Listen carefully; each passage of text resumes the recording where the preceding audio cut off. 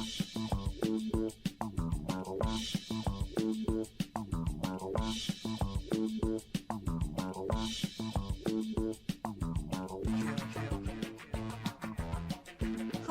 welcome to Inside the Moms Club, where being a mom is the coolest place to be. Here in the Moms Club, we believe that what embarrasses you now will make a great story later. And let's face it, you don't laugh sometimes, you're gonna cry. Join us in having a good laugh together. I'm Monica Samuels. You are now inside the Moms Club, your private destination for all things mom. Hi, moms out there. Welcome to Inside the Moms Club. I'm Monica Samuels, and I'm so glad that you can join us today. And I'm here with my co-host, Leslie Harrell. Hello, all. Who's part of the Moms Club. Yes, I am. And so glad, particularly having Leslie here today, because Leslie, now just a little background here. I, after trying on a few of my winter clothes to see how I was going to go for the winter, realized maybe it's time to bite the bullet and sign up for Weight Watchers. I mean, I have to be honest. I've signed up a few other times, but when you don't really do it at all, it doesn't really count. Yeah, you do actually have to. I mean, I had a membership, but that doesn't. I learned by just having a membership doesn't work. Just like the time I once joined a health club in Dallas when I was practicing law there, and I never went the entire year until I got this postcard that said, this is our annual Christmas luncheon for the Y. So you never went and worked out, you just went and got food? So the only time I went the whole year was to their luncheon. So I'm not a good dieter, let's put it that way. So Leslie agreed. So this time I'm going to really work on it. Leslie agreed to be my accountability partner. Because I started in January, and I kind of had an unfortunate jump start because I got COVID. So for 2 weeks, I couldn't taste or smell. So I was like, well, I don't really care what I eat. What difference does it make? So I really had a good jump start. Like I got over the first hurdle. So I started that so I've been doing it for like 10 months. So I'm kind of at a plateau. So when Monica was like, I feel like my clothes aren't fitting really well. And I was like, you know what? I've got another several pounds to go. So I'll hop on board and be an accountability partner. Although we've been doing it for a week and a half. And you're over this 10 months. You've been doing really great. She's my inspiration. So I thought this is a good accountability partner. Yeah, but I'm texting her regularly, and sometimes she goes radio silent. She started off. She was super serious because she actually did every day. It's like, good morning, Monica. Today I ate a egg frittata with a whatever. What are you having? I'm like, okay, so this girl's crazy. Then I was with my other friends who are also Moms Clubs, people that you all know and love, and I said, okay, I'm gonna be honest. I already day 2, I was walking through the Trader Joe's, and they had their apple cider donuts, which is just seasonal. They're hardly out at all. They only you got to do it. I mean, how could you pass it up when it's not going to be there next week? So I said, I got to confess to you guys, I ate the apple cider donut, and they said, well, you really have to confess that to Leslie. Yeah. So you didn't actually confess that to me last night. I didn't hear that. No. So here I am on national podcast confessing to Leslie. Yes, on day 2, I did eat the apple cider donut. And I also want to say I do not regret it at all. It was absolutely delicious. But I will keep trying. You will keep trying. You're going to keep working. Now, you yesterday came up with something that I think this is how you really diet. Okay? So Leslie, you're experimenting with your oven. And you discovered something that I think should be on all ovens. This could solve everything. This is hysterical because I was just cleaning my oven yesterday. We moved to this house like a year ago. So all the appliances were all in it. So it wasn't like I planned it. And so it's always had this screen on it, and it's hooked to my Wi-Fi. And I'm just a gadgety person. So I was like, when we moved in, I hooked it to my Wi-Fi, and then I downloaded the app. And so I can start my oven from my phone and all that stuff. So yesterday it said it had an update, and I was like, okay, sure, push the button. Yeah, we'd do the update. Well, so later that night, I had dinner in the oven, and I'm sitting on the couch, and I have the back door open because, like we always talk about, we all have puppies, and we took a puppy from a shelter like 3 weeks ago, and so he's not potty trained. So anyway, I had the back door open. Well, anyway, we're sitting on the couch, and because my watch will go off when the timer is done, I saw my timer was going off, but I hear this random sound, and usually it's this ding, ding, ding when it goes off and the timer's done. And I hear this. And I was like, is that outside or is that, but it coincided with my watch. Oh my gosh. When I had done that update, it added a turkey feature onto my, like, how to cook a turkey. Like, you enter in the time, I mean, the weight and the how you're going to cook it. But it also changed the timer to be a gobbling sound. So it gobbles. So it gobbles. So you hear this sound like, help, help. At least It's it doesn't hot. do it while it's in the oven. Let me out.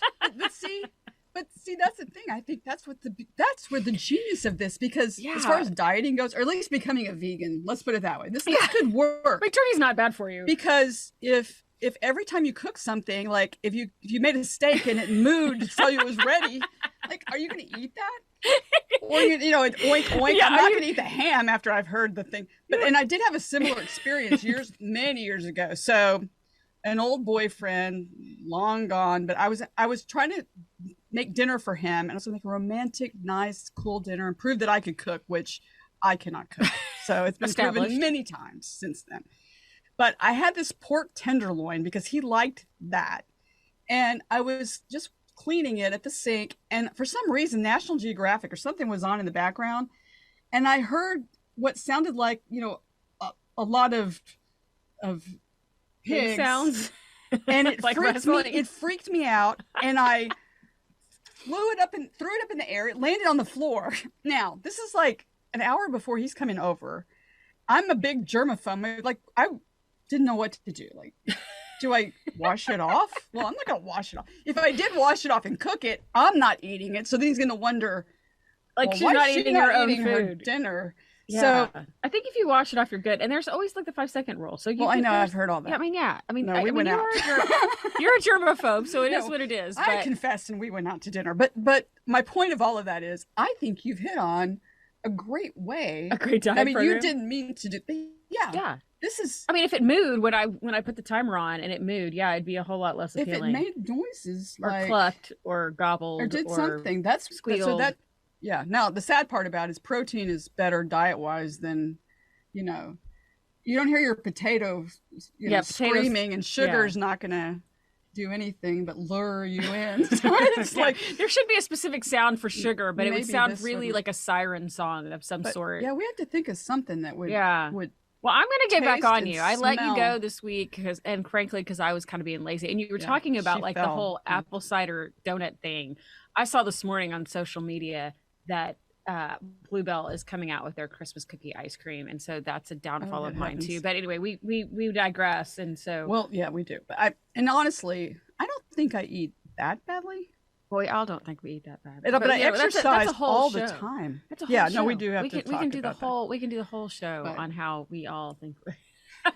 How we're all in denial about stuff like that. I am. I'm the queen of it, so I'm certainly not throwing stones. Let's just put it this way: the proof will be in what you see as to how effective she is as an accountability partner. Maybe you'll make a whole career out of being people's accountability. I don't think I'd have a whole lot of friends. If you can succeed with me, maybe you can just turn this into a whole business. Yeah, because I need something else to do. Yeah, you're not busy enough. That was another thing I was going to talk to you about. You're kind of slacking here, Leslie. Yeah. Not hardly.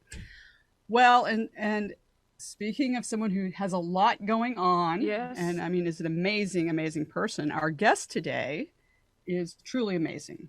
She is a mother, first and foremost, an author, an entrepreneur, a producer, and a creative. She's a fashion stylist who has worked with Lauryn Hill, Jay-Z, Chris Rock, and such a list of luminaries. I could go on and on. She's formerly married to the singer Usher, and in 2012, sadly, she lost her 11-year-old son, Kyle, in an accident. She's chronicled all those experiences in a new memoir that is just being released called Here I Stand, and we are so thrilled to have with us today Tameka Raymond. Tameka, welcome to the Moms Club. Hi. I love your energy. That's so cool. How are you? Well, we are good. We're good. It got a little chilly in Austin, Texas today. So we're having our first kind of cold snap. A little cold, but we're doing good. I'm against the chilly weather. I'm in California. Good for you. Everybody seems to think that Austin is a little more like California. especially all the Californians who moved here. This is true. Today they're learning that that's not It exactly can be what they were it expecting. can be different. But yeah, Well, it you is have such an incredible career. How do you get into I mean your initial intro, I guess, professionally was in the fashion world, right? Yes, yes. So like how old were you and how did you get going in that? Well, I have an aunt. She is almost 98, and she kind of introduced me. She owned a retail boutique when I was little, and my kids, my kids, we were all kids, me and my cousins, and we worked there. And she paid us like nothing. So we had all experience. That was our paycheck, I guess. We were probably age 10 when, working in her store. Cool. And so like did you just have a knack for it? Were you like dressing friends up or, dressing adults up or like and then when did it really because it's one thing to think like I'm not a fashion person. So like that's not my skill set at all. But like with people who like it, it's different to just say, "Hey, I like putting myself together and oh, I think I'm really good at this. I'm going to put other people together." And then they have to buy into it. Like Right, you can't just sell it, sister. You got to actually do it. right. Actually do it. You're right. And I appreciate that you recognize that you're not necessarily good at it. Most people think they are good at it. That's the problem. Which No. yeah. yeah, they try really hard. Well, my aunt, I worked in her boutique, and she had a consignment shop. So people would bring in things, and we had to assess, or it was really her job to assess whether or not they were sellable, or if they were, anything of quality, and how to price them. So I learned a lot about, fabrics and the makeup of garments and how things were actually done and where they're produced. And I learned a lot at a very young age. And then after that, um, after doing that for, I guess, I don't know, 5 years as a young girl, I went on to the Fashion Institute here in LA. I went to FITM. And my major was merchandise marketing. I wanted to be a buyer, actually. I didn't want to be a stylist. But someone pulled me in and was like, "Hey, we want you to work with our group, and we want them to give them your same style, your same flair." And I think it was more personality than fashion they were looking for. But anyway, that's how I got into it. That's how I actually got into it, is working with my aunt. So who was your first celebrity client and how did you land that job? Well, the first client was a group called 702, and they were a R&B group that were signed to Michael Bivins. Have you ever heard of a group called New Edition? Yeah. Oh yeah. Yeah, Mhm. New Edition, or BBD, Belle Biv DeVoe. And so Hmm. he had a record label, and he had a group called 702. And from there, it kind of snowballed. It was, referrals through the label, like, "Oh, can you work with our jazz artist? Or can you come and do this video for this person?" And so I kind of kept going on and on and on. It was great. That's exciting. So you've just put out a book about your life Mhm. and you've had some career ups and you've had some downs.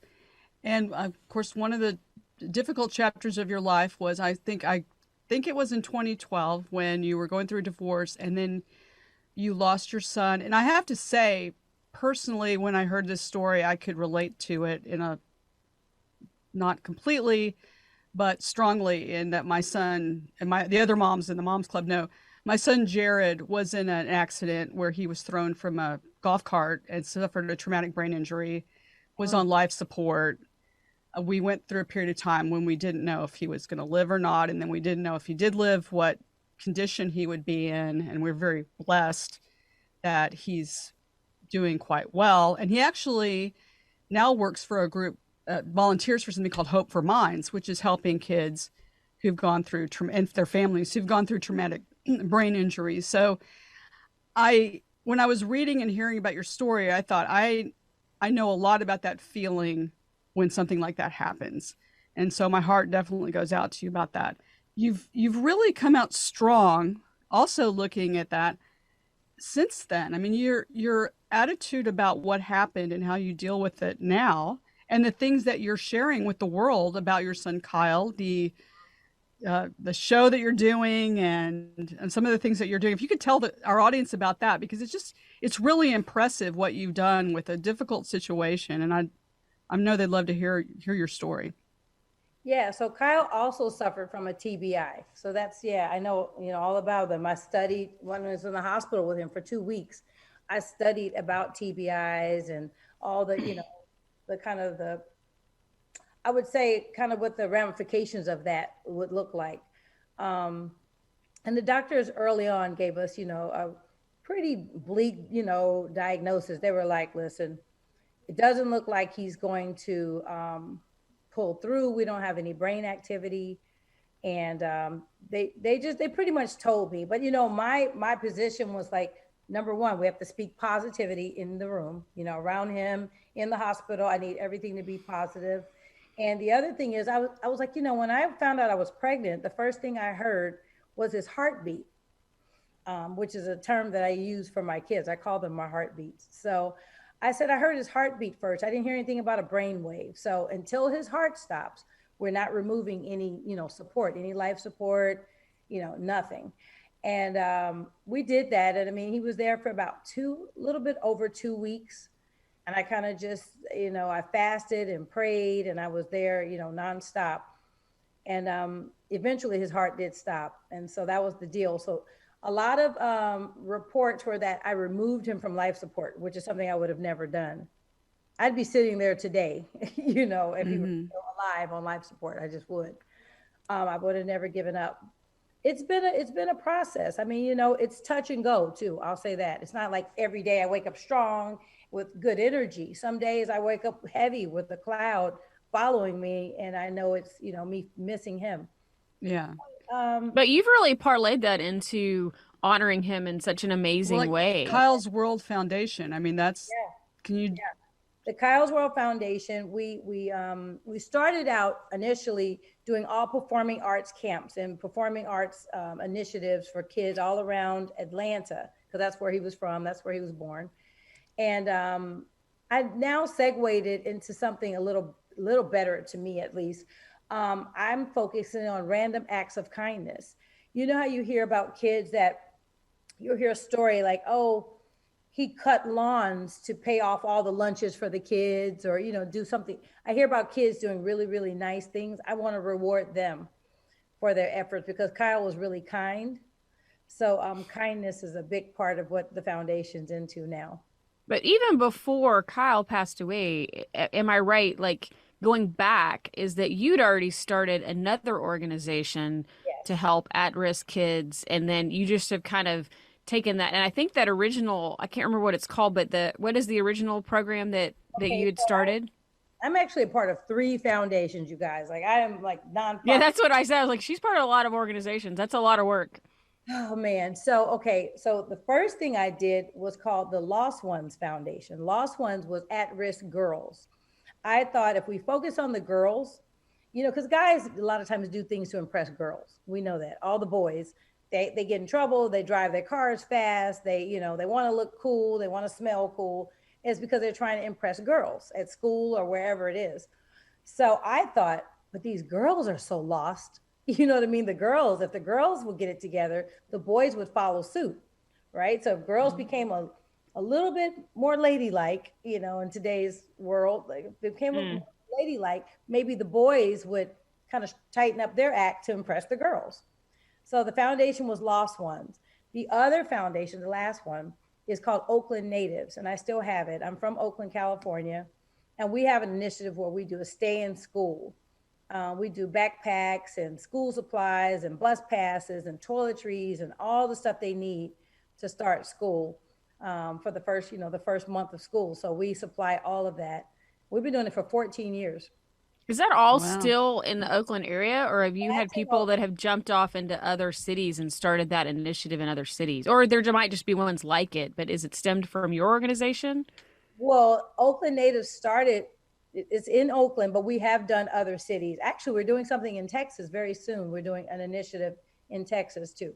Oh, wow. That's Yeah, great. we did London. We've done a few cities and countries as well. Oh, wow. You alluded to something just a few minutes ago when you said that there was reports that you had taken your son off life support, which you didn't. And so the press has not always been particularly kind or fair to you, it seems. How did you handle that? Or how does someone in your position handle that? Because in some cases there was sort of a media balance of power. I won't call it a balance of power, but if someone has a stronger presence in the media, they seem to run the show as far as, what the media will report. What's been your experience, and what advice do you have for people that are in that situation? Tell your story. I can just tell people to tell your story. You have a voice, and everybody, I think, should have the right to tell their story the way that, the way that it happened in their life. And if anybody's worried about what you're going to say about them in your story, then they have had time that they can show up differently in your life. They could be better people, So I guess every day that you live your life, you should think somebody could write a book about you. Yeah. And how do you want that story to be told? Yeah, that is true. Depends on how you show up. You have time to present yourself in a good way and be a good person. I never worry about what someone would write about me. As long as it's truthful, you know what I mean? If they're telling the truth, if they say, hey, she's hell on wheels, and I'll be like, yeah, some days, sometimes I am, I can be. And I own all of my stuff. I'm okay with it. Well, I think to get things done and to be doing the expanse of the things that you're involved in, I think to say that any of us who are really involved to say that they're not days that we're hell on wheels would be completely,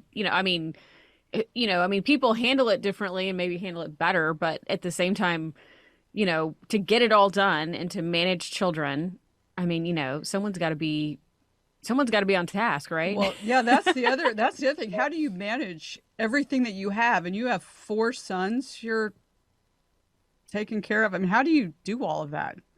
Well, my 2 of my sons, I will have to say, I don't have to take care of them as much. Because my oldest son is 31. Oh, yeah. Well, there you go. He's an adult. He's super independent. He's like, God, I'm just so blessed. He's never been in any sort of trouble, and he's not disrespectful. He's not on drugs. There's things that you have to pray for as a mom, And then my son under that actually just graduated from an Ivy League school, University of Pennsylvania. Oh, wow. Very good. Yeah, he did that in May, and now he's at Cal Berkeley. He's a Cal Bear football player. So I'm headed to Tucson on Saturday. Oh, wow. Good for him. That's fun. Too. He's the head guy. Oh, I'll have to look for that. So he's a quarterback at Cal Berkeley. In grad school. He's in grad school now. Oh, wow. Oh, that's interesting. Well, that's cool. Good for him. It's a lot. And then my other boys are young. My other boys are the ones I had to drive so far to school this morning. How old are they? They're 12 and 13, but they're about to be 13 and 14, like in 2 weeks. Yeah. Oh, Wow. So you're getting into some real interesting times here. Yeah. the teen years. Yeah. There's definitely, it's harder I'd say my younger boys are a little more challenging than the older ones were because they have a celebrity father. Okay. So there's a bit of, I guess, entitlement that comes with that. Abuse of power, is that a good word? Yeah.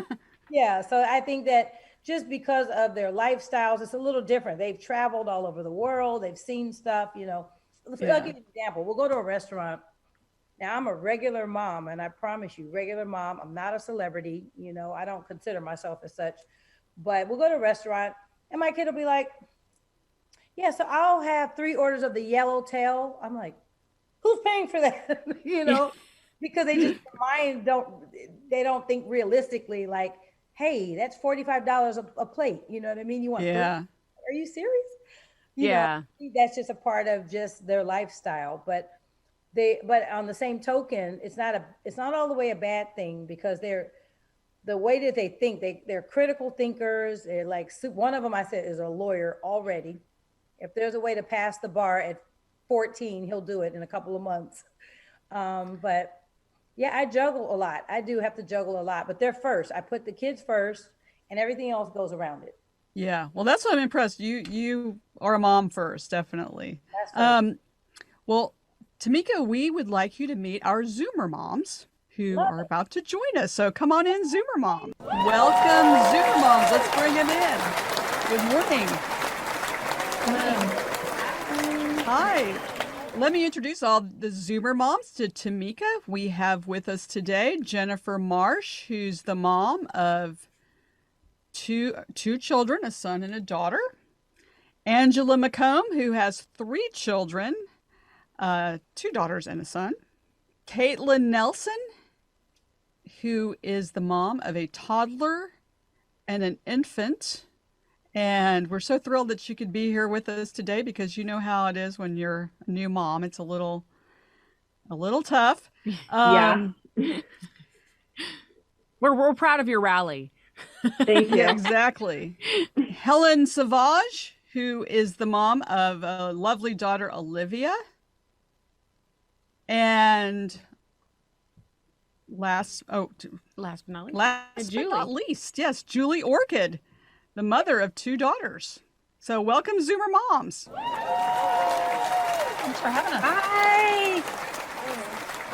Okay, let's get some questions for Tamika. Let's start with Angela. Angela, do you have any questions for Tamika?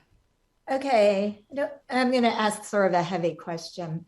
Sure. So when you've lost a loved one, I lost recently my best friend unexpectedly, and it's been just really, really hard for me, and the grief has just been a lot. How do you know, because best friend isn't the same as losing a child, which as a mom I would know would be the worst. How do you know that you can get through it? How do you know that, it will be okay? How did you go through that? Well, how long has it been? I'll ask you that first. 3 months. So that's very soon. I mean, it's not going to feel like you'll ever get through it right now. You don't see an end in sight for the grief, because every time you think of this person, you just get a knot in your throat, I would imagine. Yeah. When it came to as it relates to my son, I won't say when, because that would be past tense. As it relates to my son, there are days that I can talk about him just like now. I just spoke about him for probably 10 minutes. No tears, I'm good. I'm smiling, I'm bouncy. But then I could get off of this Zoom. I can walk into my room and see something that's a reminder, or I can smell something, or I can hear a kid on television. Sometimes I'll look up and it'll remind me of him, and I'll fall out. So I guess the point is you should grieve as long as you need to, grieve any way that you need to, and it will get better. It will get easier. You'll learn. In my case, I haven't gotten over it. That would be a stretch, but you learn to live around it. I like that phrase, live around it. Thank you. Yeah. You'll be able to function around it. Yeah. Jennifer, do you have any questions for Tamika? I have so many questions. But I'm really excited about your book because, as Monica knows, we love biographies. Especially autobiographies. Truth is always more fascinating than fiction. And your story has got to have so many interesting perspectives that probably people didn't understand, because whenever you're living in the, public arena, the things that get said about you are so unfair. And so, I'm always amazed at how much people hurt, with the things that they say, and they would never say those things to someone's face, but they'll say it to a screen on a TV that gets broadcast to America. Yes. So I wanted to say, you had mentioned in one of your interviews how important it is that your kids hear your story told from your perspective, and sort of how you got to that place and understanding how important it is that your kids know your essentially side of the story, or your perspective or lens through which you were able to view your life, because they'll know they'll know the big outline of your life, but they won't know the detail. That's true. And because hurt people. That's the first thing I'll say about the interviewers. Oftentimes the interviewers that are dishing all this quote unquote dirt about people, if you go into their lives, you'll find out there's so much dysfunction. You'll find out they're so unhappy, either in unhappy or abusive marriages, or there's drugs involved, or there's just all kinds of things. So the interviewers, a lot of times you have to take a lot of stuff you hear on the news, like with a grain of salt, and consider the source sometimes. Yeah. Yes, writing my book was a bit of a diary for me. So as I was feeling things, I started writing it that way. I literally started writing my book when I was going through my divorce. I just was writing what I felt, and I was angry. So all the words were just like, and all, all the explicitives you can imagine, they were in there. They were in there, trust me. The early manuscript you wouldn't have been able to read. You'd be like, she is a potty mouth. but over time it got better and things got easier. And so then I wrote about when my son was in the hospital. I started writing about what I was feeling, and the whole book was going to be called Mad at God. That was the name of the book, literally. I was mad at God about everything. Oh, I was pissed. I was like, I've been a good person. Yeah, maybe I lied to an officer once and told him I was going 55 when I was really going 70. You know what I mean? Like I haven't done anything egregious to anyone. I've never hurt anyone. I've never stolen. I've never, there's things I just don't do. And I was really, really hurt by some of the things I would read. So I decided during the pandemic, actually, to put it all together, all those different pages and all those notes and all those different, little baby manuscripts and whatever, to put it together into a book during the pandemic when everybody was stuck in the house. I was writing. I wrote every day. I went to Cabo, I laid on a beach, and I tell you, I wrote chapter after chapter, vacationing. Lots of chapters were written. And so it's good. It's very truthful. And I can't wait to read it because I know that your children especially will appreciate it now, but also in the future when, your 13-year-old is 30, looking back, going through, having a relationship like a marriage. And my parents have started writing their story, and it's interesting what they're saying, and I'm learning about them even in their late 70s. I'm learning new things about them. Oh yeah. Also think about it. When you go through divorce, I don't know if anyone on here is divorced. Well, good if you're not. But I am. I've been divorced twice. And what happens is, there's a lot of emotions and feelings because it didn't work out. So the version that your kids will get from your ex would usually be different than, it wouldn't be exactly factual because they don't take ownership for a lot of stuff. When you go through a divorce, this is what happens. Everybody's trying to defend their role in the divorce. And so they're always trying to make themselves look good. And so your kids will get whatever version their dad gives them, or their dad's new wife or dad, whatever. So in my case, I wrote it myself. I was like, I'm telling myself, I'll spill my own tea. You'll get the tea from me. Yeah. I love that. That's great. I take ownership from my faults. I'd be like, hey, I did it. I was wrong. Dead wrong. Helen, do you have any questions for Tameka? I understand. Hi, Tameka. I understand that you were on a reality show for a while. Mm-hmm. Is that something that you'd like to maybe comment on, or? Let's see. Reality TV and me. That rhymed. That could be a new show. When I was on the reality show, there always has to be an antagonist. Whenever there's a reality show, if you ever see a reality of any cast, like I don't know if you watch Beverly Hills, Housewives of Beverly Hills or the OC or whatever, there's always one that's kind of a villainous sort of person, and that was me. And the reason being is I'm very outspoken. I don't sugarcoat stuff. I'm kind of the person, I shoot straight from the hip, and they use that to their advantage, I would say. Yeah. Julie, do you have any questions? Yes. First of all, the world goes fast. I'm catching a flight, so I'm so sorry for moving around.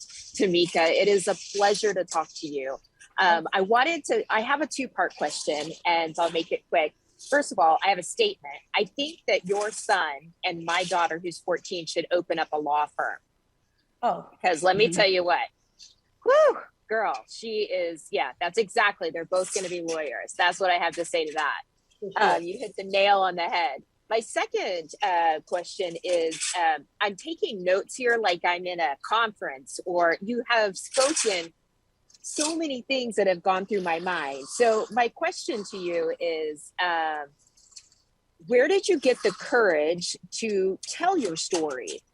Because I've done a lot of writing. I'm newly divorced, and it's been a big transition, and we're still going through so many things and lots of hurt feelings. And I know you're shaking your head because you know what I'm saying. So where did you get the courage to finally just tell your part and not worry about what everybody else thinks?